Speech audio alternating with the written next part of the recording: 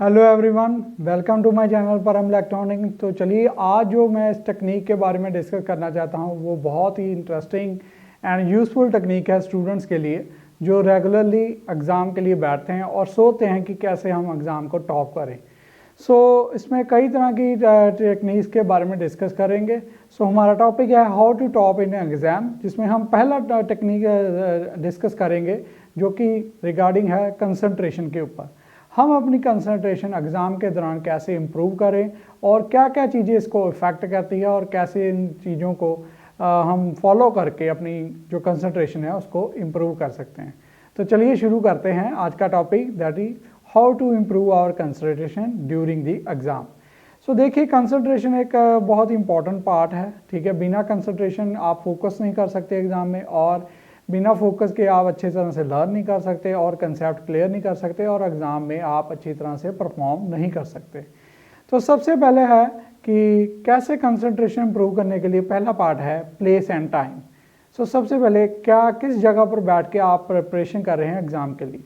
देखिए, आप जैसे आप घर पे तैयारी करते हैं, आप देखें कि कहाँ पर बेस्ट प्लेस है जहाँ पर आप बिल्कुल कह लीजिए शांत तरीके से बैठ के उसको पढ़ रहे हैं, एंड वहाँ पर आपको कोई ऐसी चीज़ें नहीं होनी चाहिए जो आपको डिस्ट्रैक्ट करे, जैसे आपके कोई मोबाइल फ़ोन या कॉमिक्स बुक्स या कोई ऐसी चीज़ जो आपको डिस्ट्रैक्ट करे, वो वहाँ से नहीं होनी चाहिए, क्योंकि आपका फोकस तभी बनेगा अगर डिस्ट्रैक्शन की चीज़ें वहाँ पर नहीं होंगी। फिर इसके बाद आता है कि जो आप चेयर के ऊपर बैठ के का स्टडी कर रहे हैं वो कंफर्टेबल होनी चाहिए, क्योंकि आपने ज़्यादा देर के लिए बैठा है तो कंफर्टेबल नहीं होगी तब भी नहीं आप पढ़ पाओगे। तो ये चीज़ है कि आपकी प्लेस जो होनी चाहिए उस पर कोई डिस्ट्रैक्शन नहीं होनी चाहिए और साथ ही साथ आपकी चेयर कंफर्टेबल होनी चाहिए। अगर हम टाइम की बात करें तो best time early in the morning माना गया है, क्योंकि अगर शाम को रात को पढ़ने बैठेंगे तो दिन में जो भी घटनाएं घटी हैं वो हमारे दिमाग में आती रहेंगी। अगर कोई बुरी चीज़ हुई है तो वो हमें याद आती रहेगी, अच्छी चीज़ हुई है तो हम उसको याद करके खुश होंगे। तो इसलिए अच्छा है कि जब आपका माइंड बिल्कुल फ्रेश हो तो अर्ली इन द मॉर्निंग ही आप इसको चूज़ करें, और इमोशंस जो आपके फ्रेश होते हैं, अफेक्ट भी नहीं करेंगे, एनवायरनमेंट साइलेंट रहता है, ये सारी चीज़ें हैं। इसके बाद आता है कि इन पिछले काफ़ी सालों पहले भी अगर एशियन गुरुकुल्स की बात करें, वहाँ पर भी जो स्टूडेंट्स होते थे वो अर्ली इन द मॉर्निंग यानी कि सनराइज से पहले ही उठ जाते थे और अपनी जो प्रेपरेशन जो भी है और नॉलेज शेयरिंग का काम करते थे, तो इससे काफ़ी फ़ायदा उनको होता था। तो बेस्ट टाइम है अर्ली इन द मॉर्निंग। इसके बाद आता है बायोरिदम्स। बायोरिदम क्या होता है कि दिन में कोई ऐसा टाइम जिसमें आप बहुत अच्छा परफॉर्म करते हैं, कई कंसंट्रेशन कईयों की दोपहर में अच्छी बनती है, कई शाम में बनती है, तो इस बायोरिदम को आप रिकग्नाइज करें, देखें भी किस टाइम पे हम अच्छा परफॉर्म कर सकते हैं, वहाँ उस टाइम पे आप ज़रूर प्रेपरेशन की तैयारी कर सकते हैं। फिर इसके बाद आता है दूसरा जो टेक्निक है कंसंट्रेशन में, इंटरेस्ट की। अगर इंटरेस्ट ही नहीं होगा तो आप किसी चीज़ को जो है अच्छे तरीके से नहीं पढ़ पाओगे। आप एजुकेशन की इम्पोर्टेंस समझें और उसके रिगार्डिंग फिर आप वर्क करें, क्योंकि आपको एजुकेशन, अगर आप कहीं बाद में कोई जॉब वगैरह करना चाहते हैं तो वो एजुकेशन बहुत बड़ा रोल प्ले करेगी। तीन कैटेगरी के लोग होते हैं, तीन डाइवर्स की मैं बात करता हूँ। जैसे वो नदी में जाते हैं, कोई ऊपर से ही होकर आ जाते हैं जिनको कुछ सैंड और शेल्स मिलते हैं, कुछ ज़्यादा डीप जाते हैं उनको कुछ फिश वगैरह मिलते हैं, कुछ और ज़्यादा नीचे जाते हैं जिनको जेम स्टोन्स वगैरह मिलते हैं। आपने डीप हाइवर की तरह आपने एक लर्नर बनना है, यानी कि आपने बुक को स्टडी करना है। ठीक है, रीड एंड सीन नहीं करना। जो सीन करेंगे उनको तो कुछ भी नहीं पता चलेगा, जो रीड करेंगे उनको थोड़ी बहुत नॉलेज मिलेगी। तो आपने थॉरली स्टडी करनी है चीज़ को।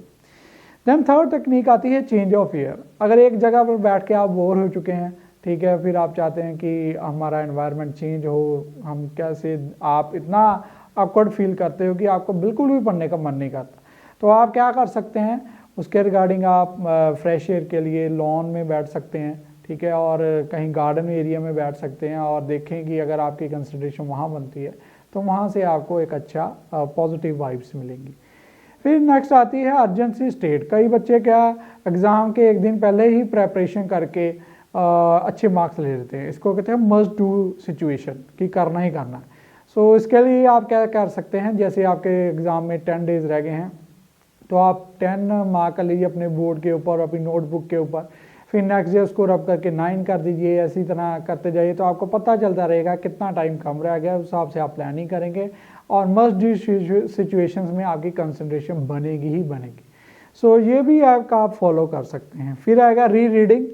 कई बार एक चीज़ पढ़ने के दौरान हमें समझ नहीं लगता, ठीक है, फिर इसको क्या है कि आप इसको एक बार फिर से पढ़ें, नेक्स्ट डे पढ़ें, नेक्स्ट डे पढ़ें, तो आप बार बार पढ़ेंगे तो आपको धीरे धीरे कोई ना चीज़ जरूर क्लियर होगी।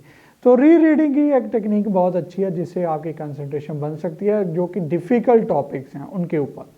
मेडिटेशन बहुत इंपॉर्टेंट पार्ट है। मेडिटेशन आप डीप ब्रीथिंग की मेडिटेशन कर सकते हैं, इमेजिनेशन कर सकते हैं नेचर को, ठीक है। इससे क्या कर पॉजिटिव आपका माइंड होगा, फ्रेश होगा, आपकी कंसंट्रेशन और इम्प्रूव करेगी।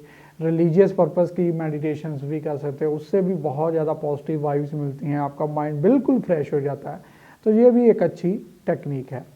फिर इसके बाद आता है म्यूज़िक। जिस तरह से इमेजिनेशन की बात की, इस तरह से म्यूज़िक अगर आप सुनते हैं उसके जो भी लिरिक्स होते हैं वो आपके माइंड में ट्रिगर करते हैं, इमेजिनेशन करते हैं पूरी सिचुएशंस को।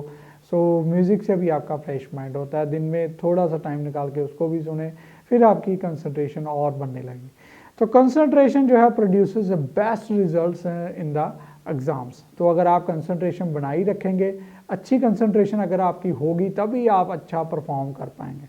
तो यही चीज़ है, इसको आप ज़रूर फॉलो करें और how to top in exam के अगले लेक्चर के लिए ज़रूर वेट करें और इस चैनल को ज़रूर सब्सक्राइब करें और अगर आपको ये वीडियो अच्छी लगी है लाइक एंड शेयर करें। Thank you very much.